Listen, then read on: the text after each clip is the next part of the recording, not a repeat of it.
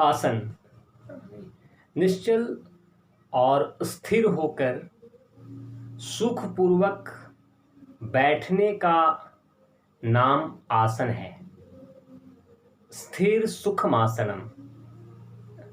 दूसरे शब्दों में हाथ पैरों को एक विशेष प्रकार से स्थित करना आसन है, जैसे पद्मासन, स्वस्तिकासन आदि। यह शरीर का संयम है। ध्यान के लिए वही आसन उपयुक्त है जिससे शरीर का सुख और चित्त की स्थिरता बनी रहे।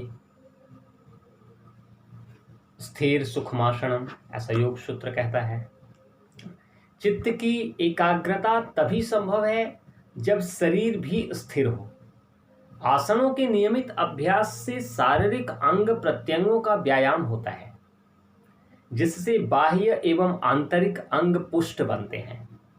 यौगिक साधना के लिए शरीर का स्वस्थ होना आवश्यक है। योग दर्शन में आसनों की संख्या मुख्यतः 84 बताई गई है।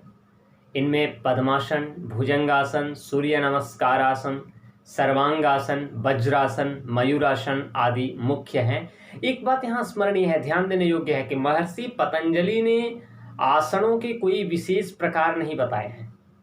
योग सूत्र के भाष्यकार बादरायण व्यास ने आसन के इन प्रकारों की चर्चा की है।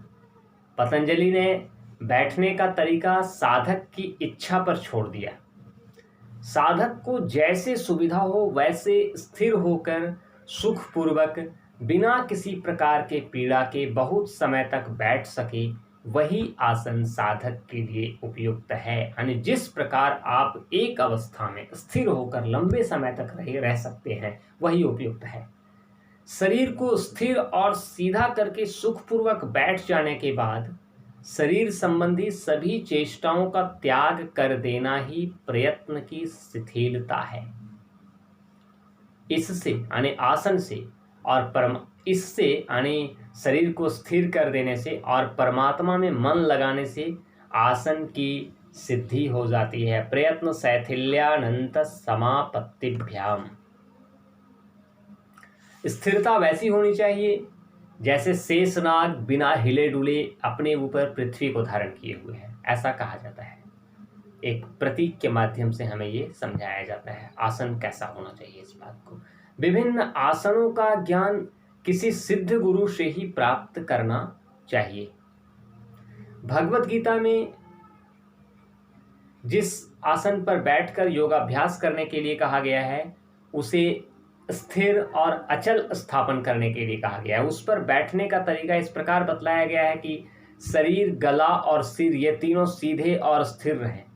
गीता में किसी विशेष आसन का नाम नहीं दिया गया है। भगवत गीता के 6ठे अध्याय के श्लोक संख्या 11 से 13 तक में बताया गया कि शुचौ देवी प्रतिष्ठाप्य स्थिरमासनमात्मनः नात्युच्छ्रेतं नातिनीचं चैलाजिन कुशोत्तरम् तत्रोकाग्रं मनः कृत्वा यत्तचित्तेन्द्रियक्रियः उपविश्यासने युञ्ज्यात् योगमात्मविशुद्धये समं काय शिरोग्रीवं धारयन्नाचलं स्थिरः संप्रेक्ष्य नासिकाग्रं खं दिगश्चानवलोकयन्। भाव ये है कि आप उस अवस्था में बैठें कि आपका शरीर, गला और सिर ये तीनों सीधे रहें और स्थिर रहें। यहाँ आसन को कोई विशेष नाम नहीं दिया गया है। आसन की सिद्धि हो जाने पर द्वंद्वों का आघात नहीं लगता। शरीर में सर्दी, गर्मी आदि पीड़ा को सहन करने की शक्ति आ जाती है।